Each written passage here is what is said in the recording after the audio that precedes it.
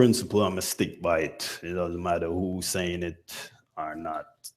And if I feel that principle been violated, I'll just turn my back before I get out on. And Magina, I tell Magina that wasn't the issue. It's she keep like you need to go back to church. You need to go back to church. You know. So when I run into Jessica at Lowe's, and she tell me about the church and all that, I'm like, yeah. I said, all right, I'm gonna come see it. And then it just slipped me, and months all pass, and then Magina tell me again about it. I'm like, yeah, I'm gonna go. That was like my opportunity to go. I ain't want to go to them other church. And I haven't read my Bible as I should. And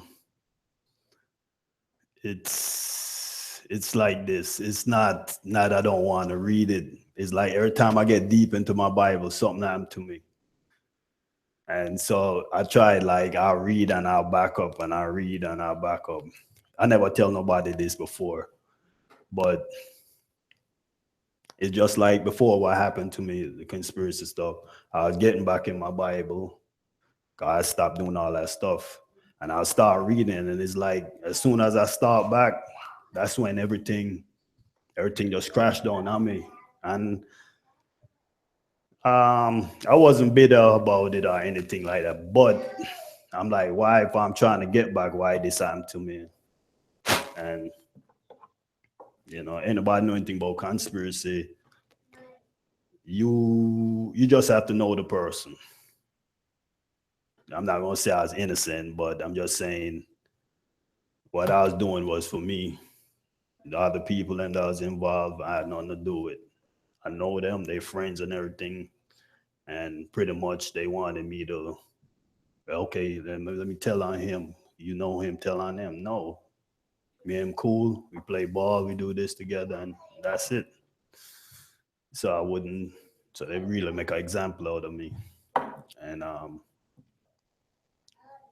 so every time I start reading my Bible, and I'm just start understanding it before I didn't, it's like the devil attacked me, and I guess that's why it is with everything, and that part of the word, I'm just learning it, you know, and it made me feel much better than it. Already I'm not no weak person, so you can't just come to me and tell me anything and I jump and do it. I don't work like a switch. And so now that I know this part, I don't have no fear for that. And I really don't have no fear or really anything, but I guess I should say I have fear for every time I start reading my Bible. I figure, oh, okay, something gonna happen, and it always did. So my so I was just saying my faith to the, like, it's a um, if you have faith as small as a mustard seed, you know, you tell mountain move out your way, and it move.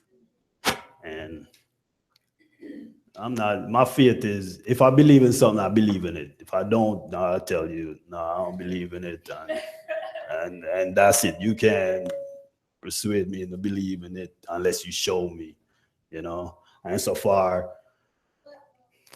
Pastor Strong showed me a whole heap, much more than anybody else never see. So, you know, it made me I can't say nothing, and I won't have nobody say nothing like that about our, oh, this church, this and that. No, and I end up sometimes I get out of line. I'm not gonna lie. Sometimes I get out of line, but I don't know. Magina, she stay on me. She keep her foot on my neck. So, we argue and everything, but she keep her foot on my neck. And it probably was somebody else, I would have been probably bust out like I was before. And like I said, I'll be worse than before. you know. I'm gonna try for control myself. Like me used to always pray for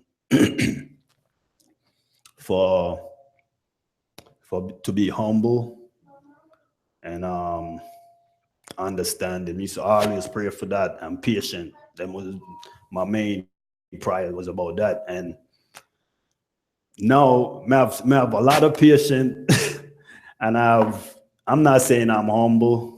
I'm always want to be humble like my brother. My brother real humble. I used to like say I want to be humble like I want to be humble like Dexter, but I don't have that.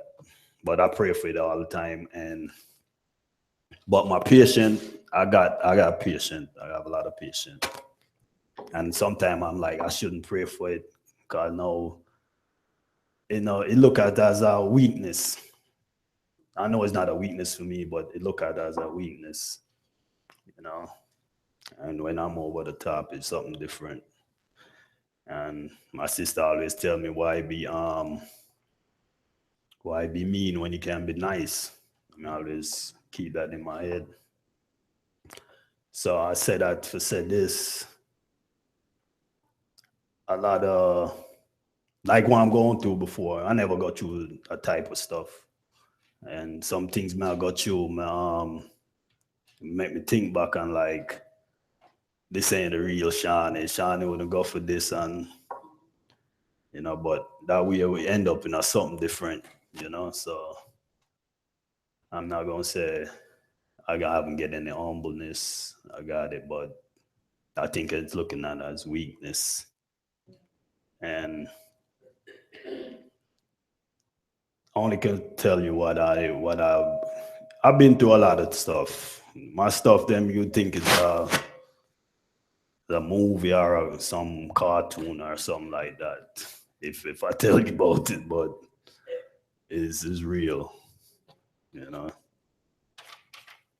And like I said, I wasn't no innocent. I'm innocent and this and that.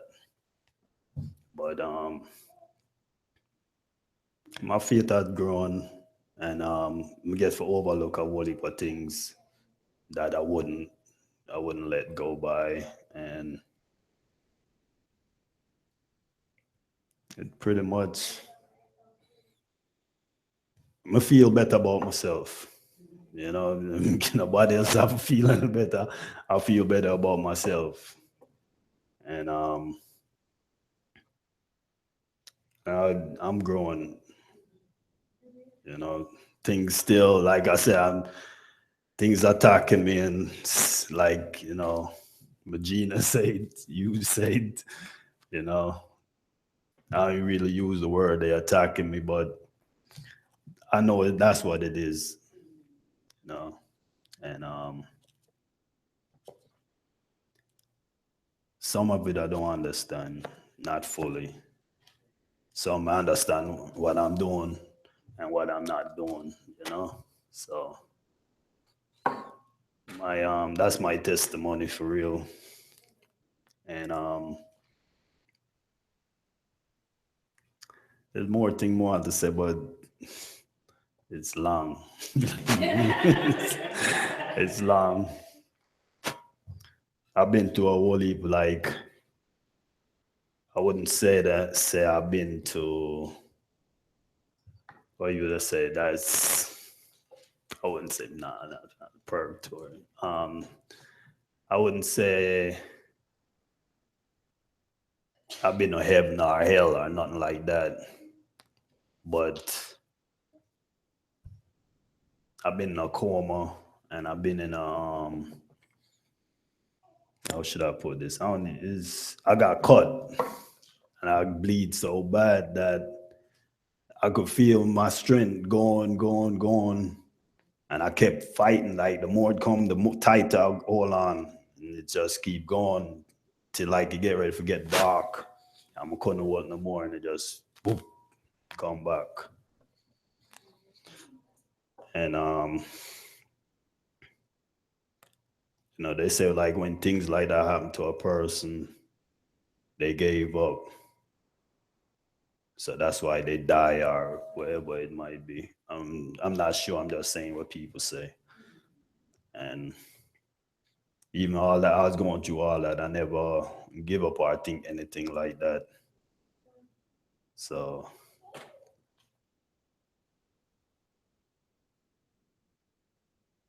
I learned from this now. And just like the other day, my truck got stolen right in front of me.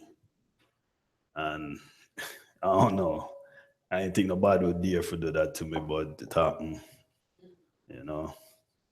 And everything happened for a reason. It's a good thing I never see. I'll tell what would happen if I did see. And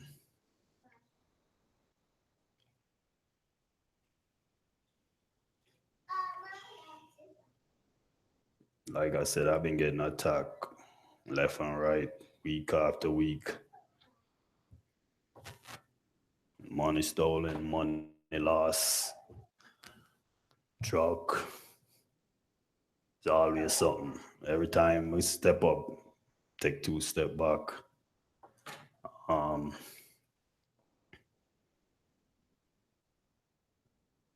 Regina.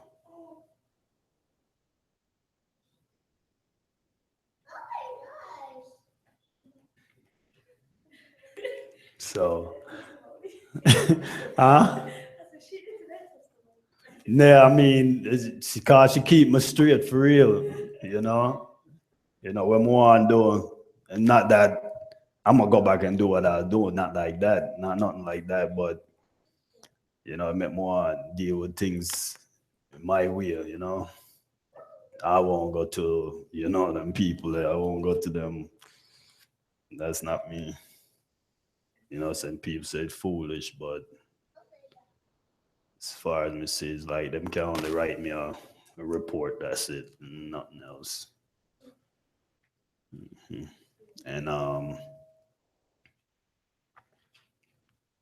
it's like I'm losing my patience with that, with everything.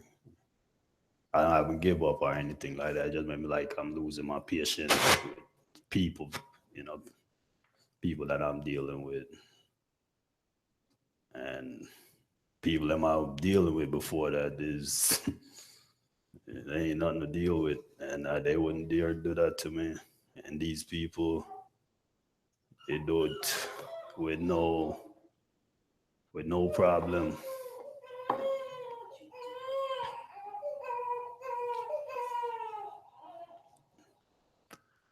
So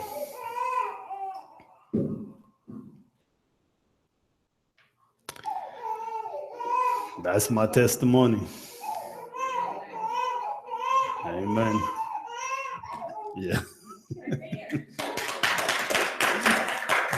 Thank you.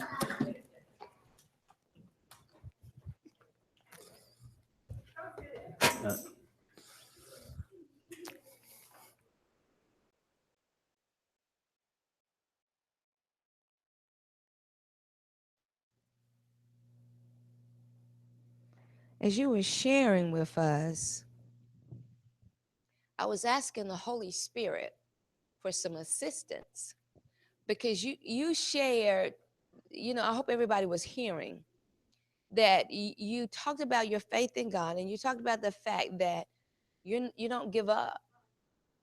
And you're not like a number of people when they say, you know what, it's taking God too long, I need to work this thing out myself.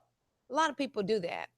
But what I consistently saw in there is a hang. You can go as far as you can go. You talked about how you would really like to pray, but you don't want to pray because when you, I mean, not pray, but read the scriptures, because when you do, it starts getting, something occurs. Well, see, that was a trigger to me because Satan doesn't bother people unless he's threatened by them. Never. As long as there's no threat. You've seen different people, I'm sure, and I'm sure all of you've seen different people. They just hellions. They do all kinds of stuff, and don't nothing ever occur because there's no threat. And so he's not going to bother them because he's already got them. But you see, when you said that every time you really begin to seek then there's a distraction that comes up and it's negative. And so the correlation looks like if I seek the Lord, something negative is going to happen. So I want to seek the Lord, but I can't because I don't want this thing to occur. And so he's made it appear that way. You understand? But you got to understand that that is a distraction. Now, what is the purpose of a distraction? Right? It's to cause you not to focus where you should be focusing. Because if you focus too long on where you ought to be focusing, then God's result is going to occur. And so in the midst of that, he stirs something up. So what you have to do now is you've got to take your faith, because we don't realize it, but a lot of times we use our faith against ourselves. And because you said, if I do this, if I get to reading, if I get too deep, something will occur. So you actually use your faith for something to occur. So then he takes advantage of that and uses it against you. You understand this? Now, he does everybody like this. You need to realize this is what he does with your faith, because he can't do anything without somebody's faith. And perverted faith is what? Fear. So if he can get you into fear, that's just a perversion of your faith, then he uses that fear against you. You getting this? Because we're people of faith. Where do we get our faith from? That's right. It's the faith of Jesus, right? So he gave us his faith. And if we use his faith the way he put it in us to use it, it's going to produce what the scriptures have taught us. But whenever it gets perverted, where is it going? Perverted faith does what? It goes straight towards Satan. And then his plan starts playing out in our life. You understanding this? And so what we have to do is have that tenacity to that, you know what, this is what God has said, this is what I'm going to do, and nothing is going to happen that's negative. You remember what Luke 10 tells us? He says, nothing shall by any means hurt you, right? Didn't he tell us that? He told us he gave us a power, he gave us authority over all the power, or over all the authority of the enemy, right? So do you have it or not? So these are some things we're going to settle. Since I have it, not if I have it, but since I have it, then nothing shall by any means hurt me. You get this? Now we've got to keep those two locked together. We can't get off into these thoughts that trouble us. We've got to stick firm to what we know. And when we know that we know this, we don't let anything move us. You with me?